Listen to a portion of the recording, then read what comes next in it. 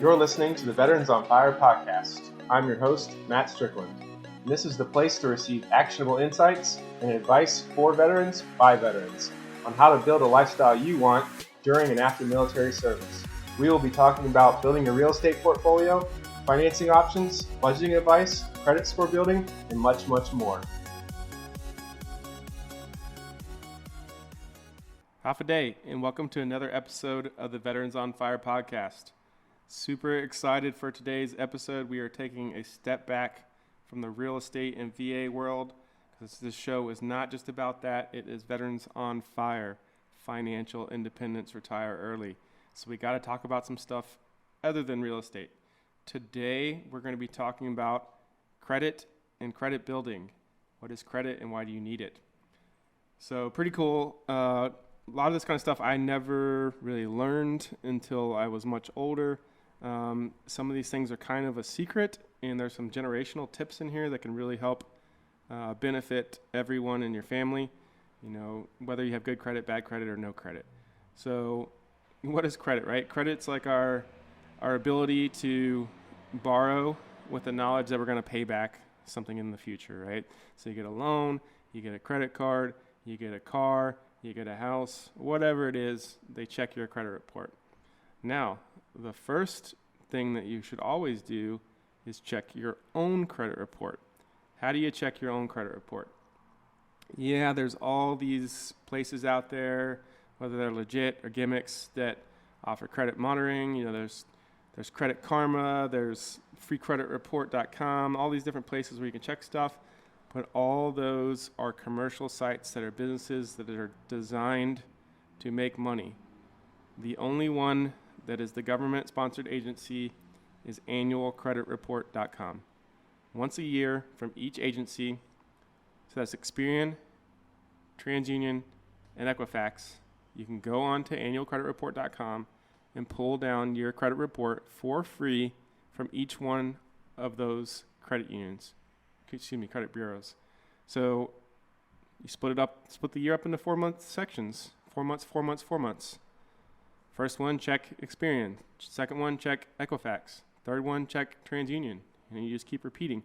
So you always kind of know like what's on your report, if there are any inquiries that you didn't authorize, or you're going on deployment, you're leaving the area. You can also use those services to lock your credit report, and then open it up when you get back, or check it when you get back. Make sure nothing has changed. So understanding what's on your report and how to see it, very important. Now, how do you actually build credit? Well, the funny thing is, to build credit, you have to borrow. And throughout your life, borrowing is not necessarily a bad thing, especially when it's properly leveraged. But throughout your life, your credit score can cost you or save you a lot of money. Now, we talk about the VA loan stuff. Usually, as long as you meet the minimum requirements, which may be around 620, anything above that, the product may be the same. But other stuff out there, car loans, personal loans, non-VA products, your credit score can affect that APR that we kind of talked about in the past, like how much does the loan actually cost you, and it can also affect your actual interest rate on the loan. So whether you're 18 years old, just joined the military, or you've been around for a while and possibly gotten a bind, had to borrow some stuff, maybe didn't have the ability to repay at the time. Any of those things can happen. What do you do to fix it, or how do you create it in the beginning? Well, one of the best things that you can do if you need to build your credit, or if you need to repair your credit, is getting a secured credit card. What is a secured credit card? So most banks and credit unions offer a secured credit card. What it is it's still normal, still has Visa, Amex, MasterCard, whatever type that you get, it can still be swiped and ran as a credit card. However, to get the credit limit, you actually put a deposit down with the bank or credit union to give you your limit. So if you had $300, if you had $500 or whatever they require, you put down $500 and now you have a $500 credit card. But it's secured by the $500 that you had to put down. So if for whatever reason, you missed your payment, they would take it out of that $500, and then probably send you a letter, and then probably also reduce your limit currently. But the whole purpose of that card is to help you build credit. And sometimes, depending on the bank, after 3 to 6 months of good payment history, you've been buying stuff, you've been paying it off, or you've been paying it down, you've been making your monthly payments, they may convert you to a traditional credit card, and you would get your $300 or $500, whatever it was, back. When you're looking for your credit card, for your secured credit card, you want to make sure that the bank isn't necessarily charging you fees for that. You may not get, a rewards card or a cash back because it is a very basic product, but do they report to the credit bureaus? That's the question that you should ask. Most of them should, but just ask the question just to make sure. If they do report to the credit bureaus, now you have this card that's secured by the money that you put on it that's starting to report, and when it converts over, you have an actual credit card. So that's pretty cool. That's one of the very basic ways that you can do that. Now, that's not just for 18-year-olds and up, or it's not just for repairing your credit. Some banks you can go, I think I've seen as low as 12 years old. I've definitely seen 14 years old. So you can start your child's credit by getting them an actual card. Now, we're going to talk about in a few minutes another way to help your children get credit, but this way is the first permanent way to start establishing credit history. Because credit history and length of credit, so how, have you been paying your bills on time over the years? You want that to always be exceptional. You never want to miss. You never want to get 30, 60, or 90-day dings on your credit report because that can hurt you for a substantial period of time. Pay your bills, use stuff that reports to the bureaus, and have good financial responsibility. Now, if we're talking about children, there are tons of books out there to start educating them early on. Specifically, I remember in 6th grade, we did a stock competition, and we didn't really know what we were doing. We were just buying stuff with fake money. It was like a game to us, but no one ever really explained, hey, this is actually a real thing. They do it in real life. We just didn't understand that stuff. We didn't talk about it. Books out there are great. You can even Google or check in our description for some recommended books. Finance 101 for kids, and they even have a more advanced one, 102. Where does money come from? There's a money book, coloring book, how to turn $100 into $1 million, let it grow. There's even games and stuff. So anything, like the biggest recommendation I can make is start early and start often, teaching your kids about money and talking about money. Growing up, I lived in a little more southern community in Florida. I felt like we didn't really know what our parents were doing or even did. I knew my mom was a nurse and my dad was in the Navy, but I didn't know how much money we made. I just know that I got to play sports and we had food and I went to school. So those conversations about how much does stuff cost? What is interest rates? What is taxes? And I see it on social media all the time. Why don't we put this stuff in schools? Why aren't they teaching this stuff in schools? Well, you can do your part as a parent and start teaching your children young about finances. One of the things you can do is listen to this show. So the secured credit card is a great first step in establishing history. And like I said, just because you're putting that money up for your kid to get the secured credit card, and maybe they even earn the money to put it up, you still want to teach them responsible use, paying the bill monthly, or maybe you just keep it for credit history, and maybe you control that. You keep the card in your lockbox or your wallet, and you only let your child use it as they make money so they can pay their own bills, and you're teaching them really that financial responsibility early on. One of the other things you can do is there's actually a credit builder or secured loan where kind of like the secured credit card, you put up some money, they give you a loan, you make payments on it, and then at the end they report all of that to the credit bureau as well. So similar to the credit card, there's actually secured loan products out there that's specifically for the purpose of credit building. So you can actually ask your bank, ask your lender, who do you do that product, or do you know anyone that does? And that's another way to do it. One of the third ways, let's say you do have some credit, but it's not good enough, you can always add a cosigner onto something to get that product as well.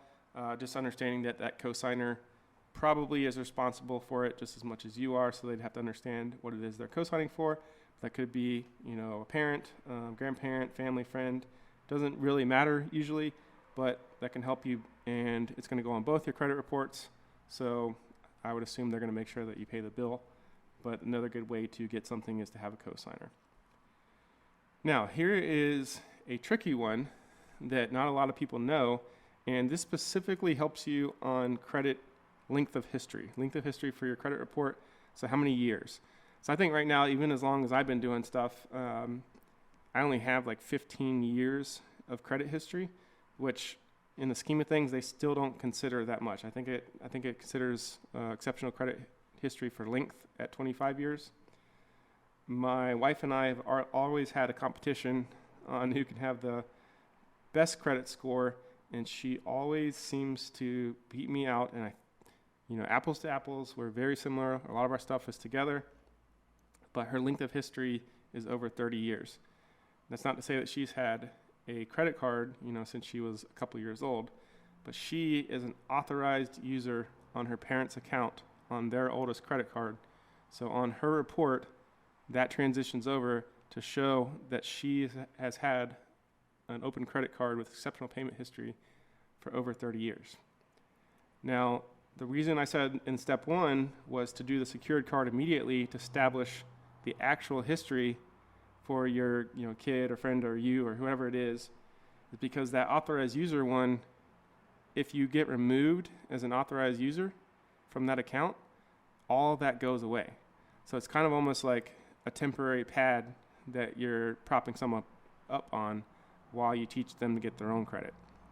If you happen to leave it, for the life of the person, that's great. You're definitely going to help them. But so early on, if you started your kid with a secured credit card at 12 to 14 years old and gave them an authorized user on your oldest card, their credit score early on is going to be very, very good. And again, tying back to the teaching the financial responsibility, understanding good habits and all those things, the cost for the first thing that they do is probably going to be significantly cheaper than their best friend standing next to them who didn't do any of that stuff because they don't have any credit history. They don't have the secured card, payment showing. They don't have the 30 years plus of credit card history. So, we just had our first son almost 2 years ago, and we got another baby coming soon. If I was to add them as authorized users on my oldest card, which we say is 15 years, he would have had a credit card history for 13 years longer than he's been alive. So kind of almost like a way to game it, but it definitely supports a strong credit score over time. But just understand that if that account ever gets closed out or turned off, that entire history goes away. So you want to be building your own stuff. Practice good habits, right? So always make your minimum monthly payments. Most places you can set up auto pay. The other thing you can do is if you're paying down something, it's usually better in the credit reporting viewpoint to make multiple payments over time than it is to make one big payment. So, you've heard of the buy payments on your housing to shave some interest off. Kind of works the same way, but not necessarily the point that we're talking about here. What we're talking about here is showing payment history. So if you made a payment every 2 weeks like you're getting with your paycheck, that looks better than a larger lump sum at the end of the month. And the other thing that you don't want to do is wipe out your entire credit card with a bulk payment, because even though that may save you money on interest, ultimately, if you're working on your big picture plan of what your credit score looks like in your credit report, because that's kind of like your report card, if you will, for your credit. You want to make payments so it shows that you're a good person to lend to, because that's ultimately what the lender's looking at is your score trustworthy, and are you capable of paying it back? And if you can satisfy those two requirements, they usually give you whatever it is. So, there are some other ULIs out there on ways to do things, but specifically I wanted to talk today about building and or kind of repairing. Two major options is the secured card and the authorized user. That really helps. And then if you need some quick support, use a cosigner. And then don't forget about a secured loan that is also very similar to the secured credit card, but now you have two different products reporting on your score. So I hope that really helps you guys. I hope you understand what it is. If you have any questions, drop them in the comments below. Again, check us out, veteransonfirepodcast.com. Share it with your friends. Thanks for stopping by.